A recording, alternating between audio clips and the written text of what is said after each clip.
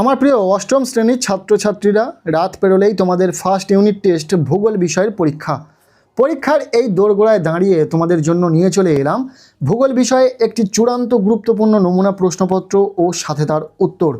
এই নমুনা প্রশ্নপত্রে থাকা প্রতিটা প্রশ্নই পরীক্ষার জন্য ভীষণ গুরুত্বপূর্ণ, পরীক্ষাতে আসার মতো প্রশ্ন। কাজেই তোমরা যারা ভূগোল বিষয়ে ফার্স্ট ইউনিট টেস্ট দেবে, তোমরা দেখে নাও যে এই প্রশ্নগুলি তোমাদের পড়া রয়েছে কিনা। যদি এখনও পর্যন্ত না পড়া থেকে থাকে তাহলে ঝটপট পড়ে নিতে হবে। চলো প্রথম থেকে সম্পূর্ণ প্রশ্নপত্রটি উত্তর সহ দেখে নেওয়া যাক। শুরুতেই রয়েছে একের দাগ, বলা হচ্ছে সঠিক উত্তরটি নির্বাচন করো। এখানে রয়েছে এমসিকিউ টাইপ প্রশ্ন, 6টি প্রশ্নের উত্তর লিখতে হবে। প্রতিটি প্রশ্নের মান 1 নম্বর করে, টোটাল 6 নম্বর রয়েছে। আমরা প্রতিটা প্রশ্ন উত্তর সহ দেখে নেব। প্রথম প্রশ্ন, ভূত্বক আর গুরুমণ্ডলের মাঝে রয়েছে, উত্তর হবে এখানে থাকা অপশান গ, মহরভিষিক বিযুক্তি। এরপর দ্বিতীয় প্রশ্ন রয়েছে পৃথিবীর ব্যাসার্ধ, উত্তর হবে এখানে থাকা অপশান ক, 6370 কিমি। এরপর দ্বিতীয় প্রশ্ন, দ্রুতগামী ভূমিকম্প তরঙ্গ হলো, উত্তর হবে অপশান ক, পি তরঙ্গ। নেক্সট, পৃথিবীর গড় তাপমাত্রা কত, উত্তর হবে এখানে থাকা অপশান ক, 15 ডিগ্রি সেন্টিগ্রেড। পরের প্রশ্ন, যে শিলা দ্বারা শিয়াল গঠিত হয় সেটি হলো গ্রানাইট। পরের প্রশ্ন, ভূগর্ভে গলিত পদার্থকে বলে, উত্তর হবে ম্যাগমা। এই ছিল একের দাগ থেকে 6টি এমসিকিউ টাইপ প্রশ্ন, যার উত্তর সহ আলোচনা করে দিলাম। এরপর রয়েছে প্রশ্নপত্রের 2-এর দাগ, বলা হচ্ছে শূন্যস্থান পূরণ করো যে কোনো দুটি।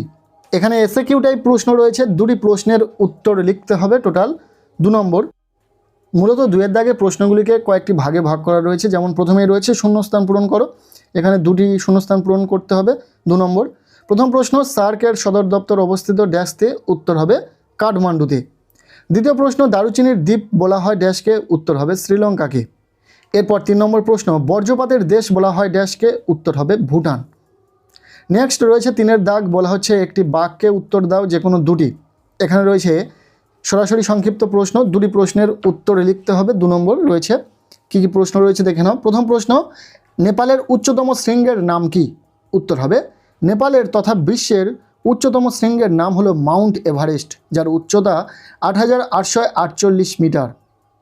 ইম্পর্টেন্ট রয়েছে। এরপর দ্বিতীয় প্রশ্ন, ভূমিকম্পের কেন্দ্র ও উপকেন্দ্র বলতে কী বোঝো, উত্তর হবে ভূ অভ্যন্তরে যে স্থান থেকে ভূমিকম্পের উৎপত্তি হয় তাকে কেন্দ্র বলে। কেন্দ্রের ঠিক সোজাসুজি ভূপৃষ্ঠের বিন্দুকে উপকেন্দ্র বলা হয়। নেক্সট যে 3 নম্বর প্রশ্নটি রয়েছে, এমন দুটি প্রতিবেশী দেশের নাম লেখো যাদের সমুদ্র বন্দর নেই, উত্তর হবে নেপাল ও ভুটান। এই দুটি দেশে কিন্তু সমুদ্র বন্দর নেই। এরপর রয়েছে 4 নম্বর দাগ, বলা হচ্ছে অনধিক 30 শব্দে যে কোনো 2টি প্রশ্নের উত্তর দাও। এখানে রয়েছে 2 মার্কের প্রশ্ন, 2টি প্রশ্নের উত্তর লিখতে হবে, প্রতিটি প্রশ্নের মান 2 করে, টোটাল 4 নম্বর। এই 2 মার্কের প্রশ্নের ক্ষেত্রেও আমরা এখানে উত্তর করে দিয়েছি, তোমরা একটু দেখে নিতে পারো। প্রথম প্রশ্ন, ক্যারেজ প্রথা বলতে কী বোঝো, উত্তর পাকিস্তানের শুষ্ক অঞ্চলে মাটির নিচে সুড়ঙ্গ খুঁড়ে উৎস থেকে কৃষিক্ষেত্র পর্যন্ত জল নিয়ে আসার যে প্রাচীন সেচ পদ্ধতি প্রচলিত তাকে ক্যারেজ প্রথা বলে। এর ফলে বাষ্পীয় ভবন রোধ করা সম্ভব হয়। ভীষণ ইম্পর্টেন্ট, ক্যারেজ প্রথা কিন্তু পরীক্ষাতে আসতে পারে, খুব ভালো করে দেখে রাখো। এরপর দ্বিতীয় প্রশ্ন, ম্যাগমা ও লাভা কাকে বলে, উত্তর হবে ভূগর্ভের প্রচণ্ড তাপ ও চাপে গলিত খনিজ মিশ্রণকে ম্যাগমা বলে। এই ম্যাগমা যখন আগ্নেয়গিরির মুখ দিয়ে বা ভূপৃষ্ঠের ফাটল দিয়ে বাইরে বেরিয়ে আসে তখন তাকে লাভা বলে। পরের প্রশ্ন, নেপালের পর্যটন শিল্পের বর্ণনা দাও, উত্তর হবে নেপাল একটি পাহাড় ঘেরা দেশ হওয়ায় এখানে পর্যটন শিল্প খুবই উন্নত। হিমালয়ের উচ্চতম শৃঙ্গ যেমন রয়েছে এভারেস্ট, অন্নপূর্ণা, কাঠমান্ডু উপত্যকা এবং পশুপতিনাথ মন্দিরের আকর্ষণে প্রতি বছর বহু পর্যটক এখানে আসেন, যা নেপালের অর্থনীতির মূল ভিত্তি। এরপর রয়েছে প্রশ্নপত্রে 5-এর দাগ, বলা হচ্ছে অনধিক 50 শব্দে উত্তর দাও যে কোনো 2টি।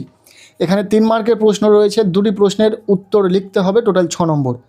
উত্তর সহ প্রতিটা প্রশ্ন দেখে নাও। প্রথম প্রশ্ন, প্যানজিয়া ও প্যানথালাসা কাকে বলে, উত্তর হবে প্রায় 30 কোটি বছর আগে পৃথিবীর সমস্ত স্থলভাগ একটি বিশাল ভূখণ্ড রূপে অবস্থান করত, একে বলা হয় প্যানজিয়া। আর এই প্যানজিয়াকে ঘিরে চারিদিকে যে বিশাল জলভাগ বা মহাসাগর ছিল তার নাম প্যানথালাসা।